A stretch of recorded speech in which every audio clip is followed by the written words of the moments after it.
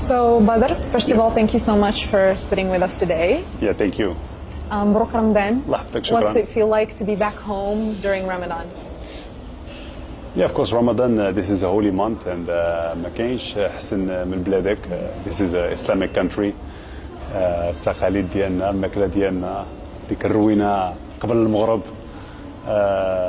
تراويح, going to the mosque. So yeah, this is the experience is ما كاينش شي بلاصة أحسن من هنايا. Yeah, the whole package is better than doing it exactly. in The another family place. and Yeah. all these people having the same values and mindset, and so yeah, this is a beautiful month to be in Morocco.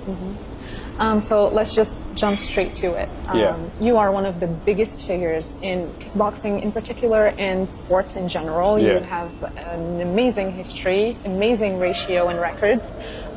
How do you see the progress of combat sports in Morocco right now? I think Morocco is a country with raw talents, many potential. I see a youth that is really inspiring, train hard. So I think for me this is just sometimes a lack of the right environment to make sure that this potential comes to its right. And I think for me this is one of my main goals, to create the right environment for these raw talents. So I assume that's what Punch is. Yeah, it's part of what Punch is. To create a space where they can really become what they want to become, and I think they deserve it. And I think this is, if I can be just a small part of their future, for me this is, alhamdulillah, it will be a great.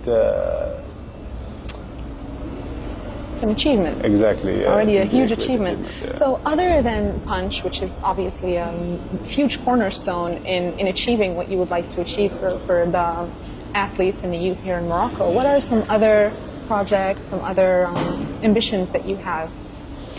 No, I think, to be really honest, I think Punch, this is part of my legacy. And I think Punch is really much more than a gym based on fighting, because for me, Punch, this is all about health. And this is really my vision. This is something that I truly believe in. These are some of my core values. And this is just making Morocco as healthy and sporty possible as possible. Like really health, this is like Punch is health. And this is what I really want to teach,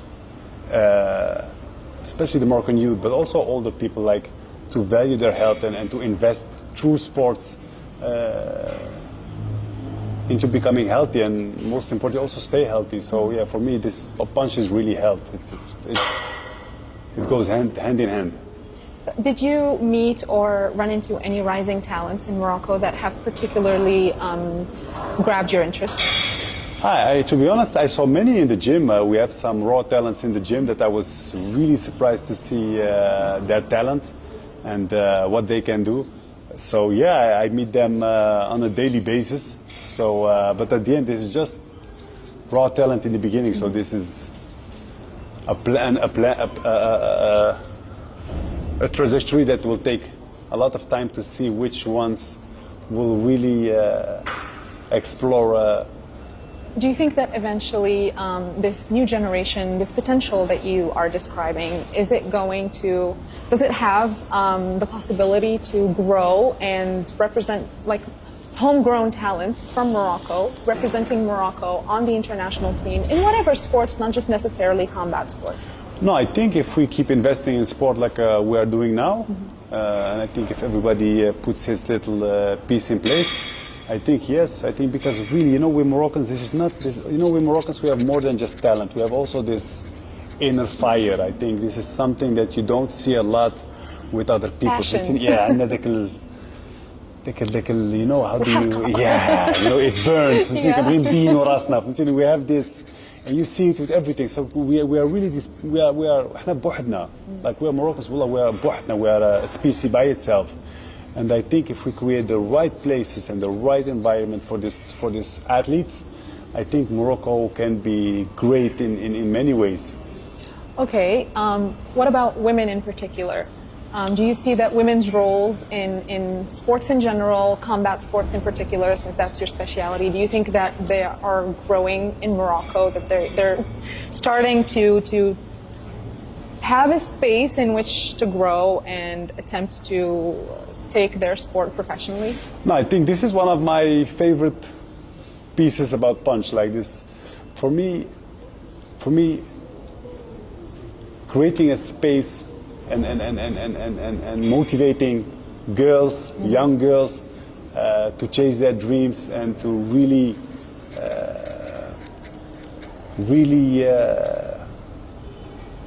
chase their talents. This is something that this is, for me, this is really important. And I think what we are doing here at Punch is creating an environment that is super friendly for women to train and to reach their goals. So you even have like I don't know if it was just one of the centers or just some days that are just 100% for women. No, in almost all our gyms we have spaces built just for women. So this is 100% only women.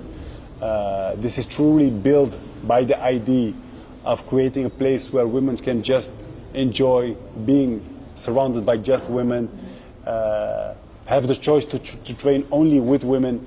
I think this is something that we put in place pure to make to create a place where where women feel comfortable. And what is funny to see in the gym is that they mix in between. Like sometimes they feel like, you know, I'm gonna just hang out with the boys, train hard, push my limits, be motivated by guys, and then the other day she's just in this feminine, cool. like, well, I'm good. Well, I just want to see women today. So I think this is something very nice to see, that they feel comfortable in switching between both places. But what is important is that we created this both spaces. Like we have a 100% femme, this is only women, and we have this place that they have the ability to mix with men. That's very inclusive. Yeah, but like I said, at the end, for me, Punch, this is a gym for all of us, and it has to be fit for everybody. So, women, I think. Do you think eventually, with sports in Morocco in general Yes. is on the rise? I mean, we saw our Moroccan football teams, whether it's the women's teams or boys the and the men's girls, yeah. teams. We also saw in the Olympics, we had a lot of athletes, some in combat sports, women and men. Do you think that with creating more of these spaces, these inclusive spaces, is it eventually going to have an effect on Morocco's representation internationally in these different sports? I'm going to tell you, I think this is the only way to have this high impact in international level, is to create this kind of spaces where people can really benefit their talent. So I think this is the only way to create places where there is high quality surface, high quality equipment, the best of the best knowledge about how to train, how to eat, how to sleep. And if we create these kind of spaces, and I think Punch, this is really this space, I think yes, on international level we will be very achieving. Okay, so moving a little from Punch and Moroccan sports in general, zoning in on your career a little bit. Yeah. You've been training and fighting since you were 7 years old. How long do you envision continuing your career in the ring? To be honest, this is an open question that I don't know how to answer you, because I'm still thinking for myself how my career should end, because of course there's always a beginning and there's always the end. And I think I'm in this transition phase of maybe giving back in a different way. Maybe coaching? Yeah, maybe coaching, or maybe just creating good spaces where people can train. But me, what is important is I just want to stay involved in sports when it comes to Morocco. With fighting, I don't know what the future will bring. There are some options, like, I can call tomorrow, I can fight. But I don't know, I have this feeling that I have You don't have like a clear path of what your next career move might be? I think, like I said, creating an environment where sport can thrive, I think this is really now, Giving back, yeah, basically. yeah, but That's really, nice. really giving back, you know. Okay. And this is what I tell many people, like, okay, you know, all these years you've been watching me on television, winning, victories. And now it's much more fun because now I really meet these people who were supporting me and were always cheering for me. These are the same people now visiting and working on their own health and their own talent. So I don't know, I'm in this crazy stage of life and career where everything is like, Merging. yeah, yeah, yeah. I see. Well, you're one of the biggest Moroccan athletes that have represented Morocco internationally on massive stages. Yeah. Can you tell us a little how you feel being someone carrying the flag basically in such a massive way? You know, carrying this flag, this is, for me, this was always a kind of honor. You know, I was always super honored to do it. But you know, the responsibility was also super heavy. You know, it felt always like, okay, this is this heavy burden that I have to, You have to carry it. yeah, to carry with me. So it had two sides, like the pride and the responsibility. But for me, I always. How can you balance between these two things? No, it's something that happens like naturally because, you know, this is like a fight between, you know, I want to be the best, I want to make everybody proud, but on the other hand, it's like, well, I just don't hope that I disappoint everybody, so this is a constant. It's basically the same mentality in the ring and outside of the ring. Yeah, I see. Yes. Well, you began fighting under the Moroccan flag, I think, in 2005, right? I think it was 2005, yeah. Since then, since growing to the massive icon that you are, how has your relationship with Morocco evolved, especially considering that you weren't raised here, you didn't grow up here?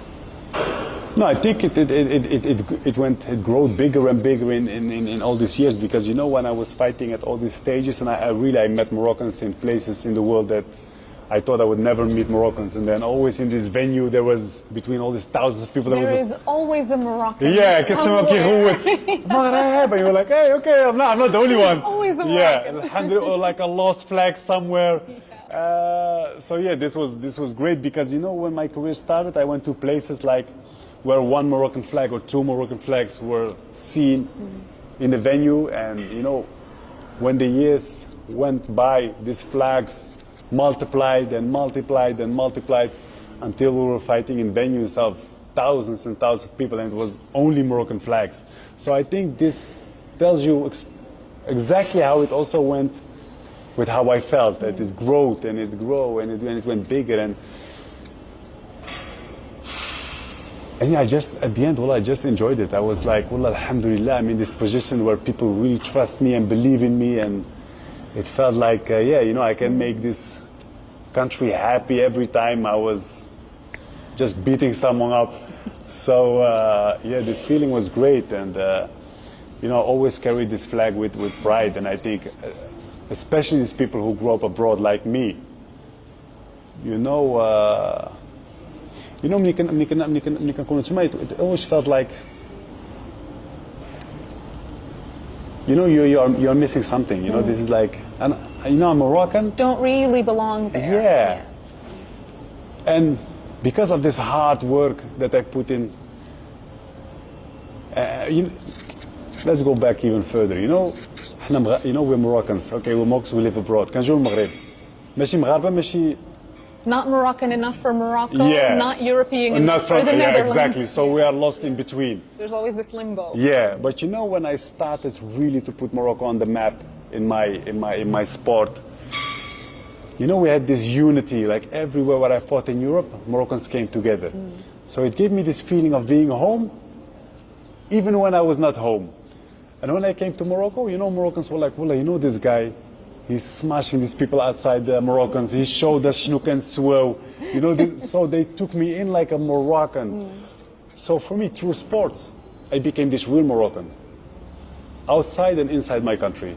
So I think this is maybe one of the biggest achievements that I achieved through sports is to become this real Moroccan icon. Yeah, loved by everyone, and yeah, alhamdulillah, I'm still really proud and I'm really happy, and seeing all these people loving me unconditionally, even so, even through my ups and downs, I think they really saw my true colors and love me for who I really am. Was there, you spoke about responsibility and the Yeah. burden of representing Morocco on such a massive scale. Was there any specific moment in your career where you really felt that responsibility? You really said, oh, I have to be careful. I'm not just representing myself, I'm representing an entire country. Yeah, what is always challenging is like, you use the word icon, and I think I thank you so much. I think it's too big for me, but It's the truth, really. yeah, thank you so much. But you shouldn't forget I'm also a human, and I think this is where sometimes the hardness comes in. Like, yeah, I am this person. I really have this responsibility, but at the end I stay a human. I'm just a human being. I make mistakes. And I learn, and I make mistakes again, and this is... Yeah, we do tend to put idols or icons on a pedestal, and people tend to forget that they're also just a person going through this life. No, at the end we're just sons, someone's father, someone's son, someone's brother, and we have the same emotions, and we fight our demons, and even me, alhamdulillah. There were many times in my life that I was like, okay, I wished I wouldn't be in this position. But at the other hand, I've been also moments in my life that I say, well, alhamdulillah, I'm in this position. Do the pros outweigh the cons? Yeah, 100%. Yeah, for sure. Yeah. All these people loving you. Yeah. Old women. That sometimes I met women like, they have the age of my grandmother. Like, Allah, جدتي. And they were like, وليدي عرفتي ذاك النهار منين طرات لك هادو لا ما طيبتش لها الدار سيمانة. I didn't cook for these people for 1 week. So if you hear these things, and I have one story that stayed in my head forever, and I believe me, I have many stories. One time I was in the Netherlands, and I was driving, and Al-Jumu'ah went on my phone. I was like, okay, the Friday prayer. So I was like, okay, I went on my Google Maps, and I was like, okay, the most close by mosque in the area. So I went to this mosque, I prayed, I know no one there, but when I was outside, maybe 50 young children waiting Suddenly. for me. Suddenly. Yeah. But these were children that were like 8, 7, 11. So most of them, they never saw me fight because I stopped being violent before they were born. And they want to take pictures, and then one old man came out. I think he was like 70 or something. And he told me, brother, you know why these young kids love you? And I was like, Enlighten me. yeah. And he was like, because their parents love you. And it touched my soul. This sentence really touched my soul. So when you tell me, does the pros outweigh the cons? Absolutely. It's not If even somebody a question. tells you this, like, والله, if I tell it, لحمي كيتبورش. والله, he told me, كيحبوك, حيت والديهم كيبغيوك. صافي, he killed me. So this means generations are telling their children about me. Wallah, alhamdulillah, I can only be humble, proud, and even now when I go to the streets, والله, الدراري عندهم 6 7 سنين كيشوفني ما كيعرفنيش, but when he hears my name, he's like, hey, you're Badari. صافي. So this The name alone carries it massively. Yeah, so the pros, yes, والله, they outweigh the cons. مليون على. So earlier you said الحرقة ديال المغاربة is something that helps This you pride. in your sport. Yeah. But do you think that there are any other elements from Moroccan society or Moroccan culture that connect with combat sports in general? I think our firm way of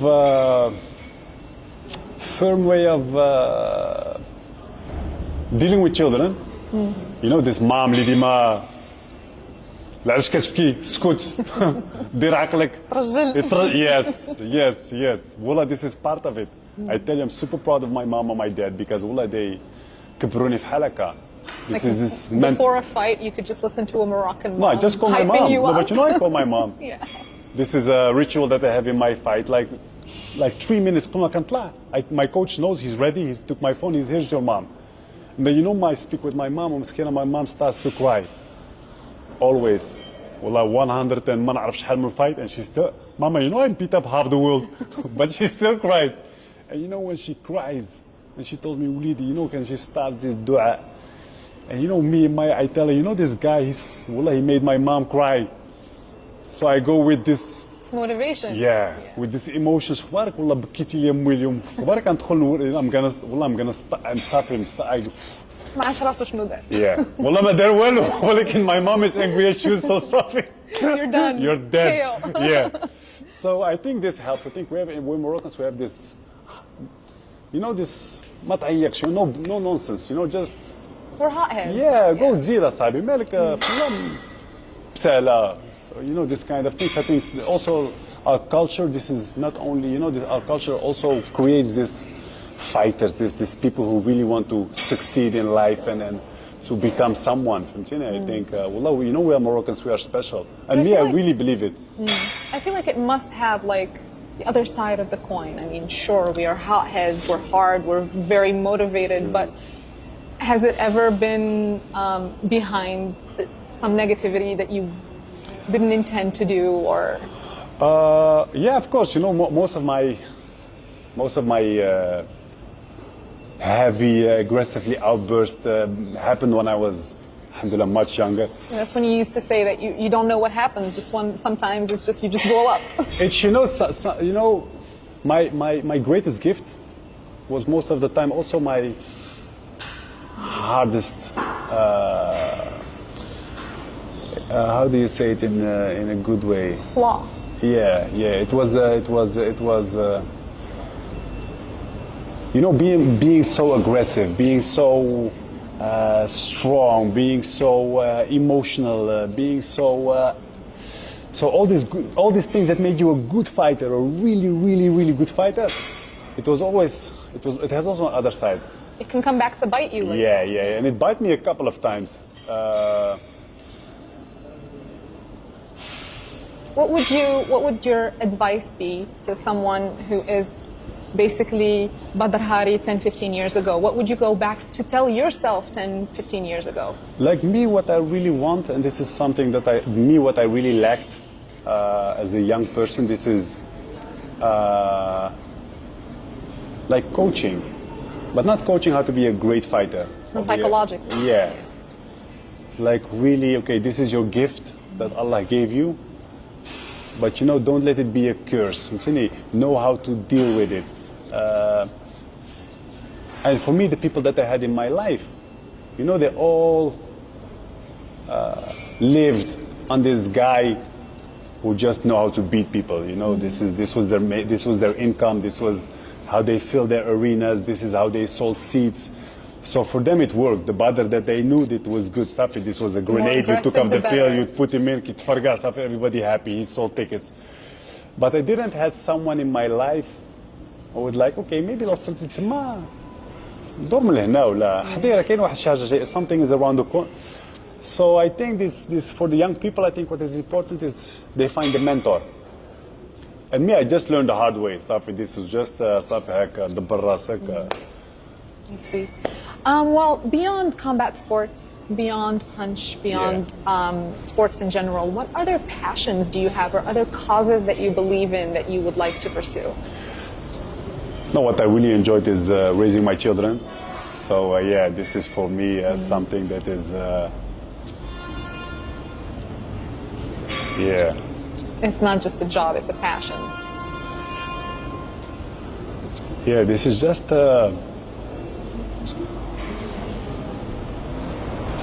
I think, I think being a father, this is something that I really enjoy to do. So, this is, I think, one of my my biggest passions. And I like to train. I like to work out. I like to motivate people. Will we ever see you on TV? No, I'm not really a TV guy. I don't know how to act. I'm not really a. I wouldn't be like a good movie star or something. Maybe no, something that has to do with sports. Yeah, it could be. It could be like sport is really something that I really, really, really love. You know, this is like what I said. Being healthy. This has no value for me. You know, and yeah, sport is one way to achieve it. So, but no, television. I don't know. No. Yeah. It's not for you. No. I know what I'm good at, and Well, to wrap up on a more serious note, Yes. You've been going through some legal issues lately. Yeah. Would you like to comment on what's been going on? yeah, you know, I think with my legal issues, you know, I think I'm just a father who goes through a difficult time.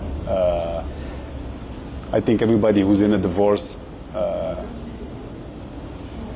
I think he can understand, you know, if you are in this, some divorces just don't go the way you would love it to go. So yeah, I think it's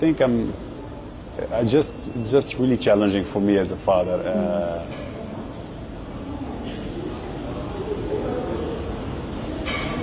You know, if you are this father who really loves being with his children, you know, if you are divorced, you know that you are really gonna, you have to Split the time. Yeah, you have to split the time.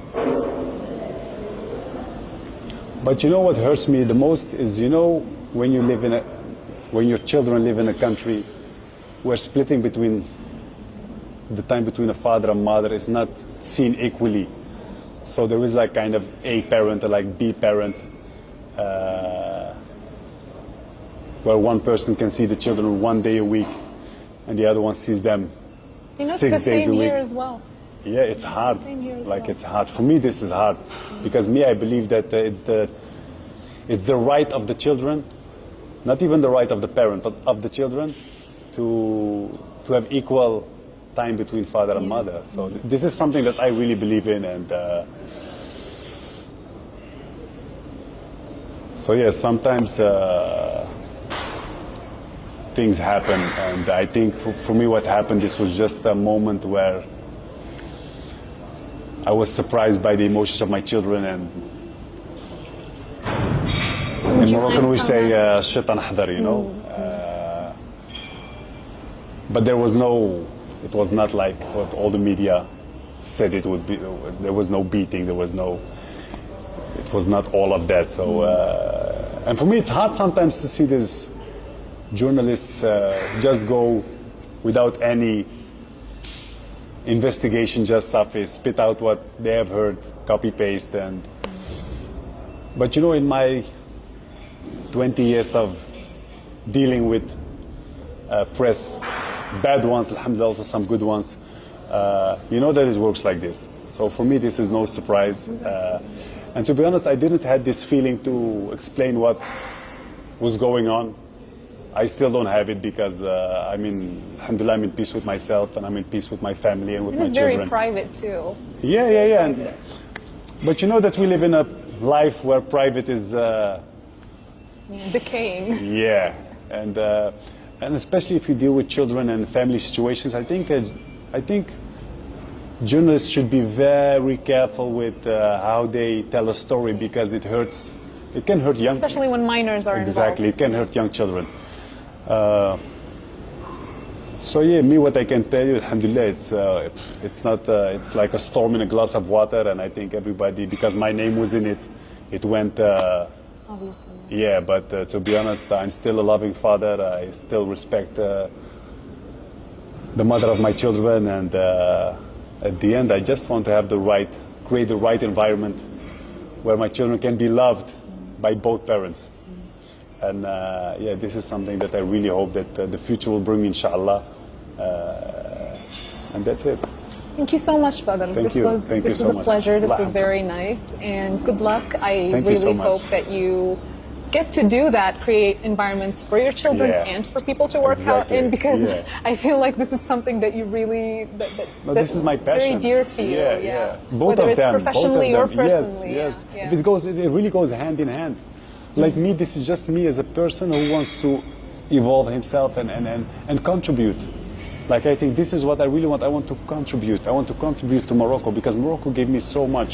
You know, and also with my children, I want my children to be proud of this Morocco. You know me, I have a Dutch, they have a Dutch mom and they have a Moroccan father. But you know, I want them to be proud. I want them to be proud Moroccans. Yeah. I want them to be proud of Morocco.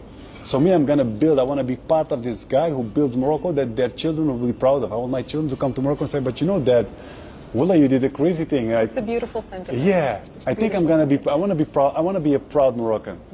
And I think this is where my children and sports and being here and building all of this comes together. Like me, I want my children to be proud Moroccans. I want them to come here and to say, والله ولكن خبارك بابا يمكن زدتي قد هكا في المغرب. You made people move and train. Yeah. I don't want them to be proud of me as a father. I want them to be proud Moroccans. And I think really this is, and I think we should all be part of building this Morocco where we can all be proud, inshallah. And this is you, me, and everybody here. You know, this is something, this is this responsibility that we all hold. Yeah. Maybe mine is Going in back a to the responsibility. microscope, but believe me, all of us. Yeah. And inshallah, Allah will help us in this journey. And I hope Allah keeps us on the right path in this holy month.